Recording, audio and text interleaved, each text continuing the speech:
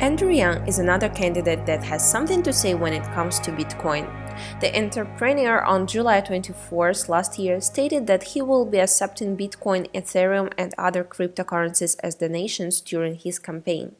However, in a later tweet on November 24th, Yang said, Yeah, so I'm a fan of the underlying technology around blockchain. I mean, it has a wealth of potential. I do think the entire cryptocurrency phenomenon has gotten a bit ahead of itself, but that's normal when there's new technology. I mean, you see that with the dot-com bubble 1.0, where it went a little too far, but then you laid this real foundation that ends up creating awesome value. And that's what I think is going to happen in the crypto space, where the blockchain has immense potential to enable transparency and trust and data flows, where it could enable secure voting for a democracy like ours. It could make transactions possible that right now involve massive law firms and accounting firms and the like.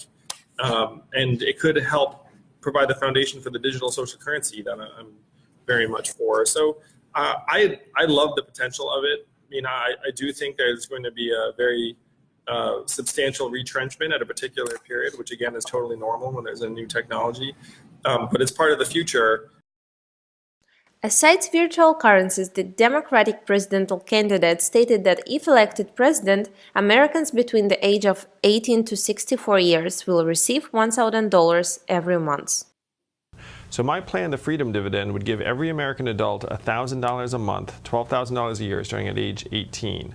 This would create millions of jobs around the country and would allow families and individuals to help manage this historic transition that we're in terms of technology transforming the labor force. And so this idea, it's new to many Americans, but it's actually as old as the country itself, where Thomas Paine was for it at the founding of the country. He called it the citizen's dividend. Martin Luther King was for it in the 1960s. Milton Friedman and 1,000 economists signed a study saying this would be great for our society. And one state has had a dividend for 37 years, where everyone in the state of Alaska is getting between $1,000 and $2,000 a year, no questions asked. And what they're doing in Alaska with oil money, we can do for the rest of the country with technology money. Very mixed reactions. The Twitter announcement drew mixed reactions. One tweeter said, Yan should not be accepting cryptocurrency because Bitcoin servers consume too much energy and non-renewable energy that is contributing to climate change. Another tweeter said cryptocurrency is dark money. Still, another said cryptocurrency would be used to accept illegal foreign donations. Supporters said it is about time candidates accepted cryptocurrency. In chaos, power is powerless.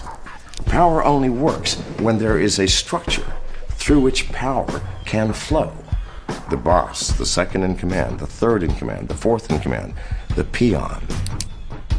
When that breaks down and the peon no longer is listening, and the peon goes, I'm mad as hell and I'm not taking this shit anymore, then chaos reigns.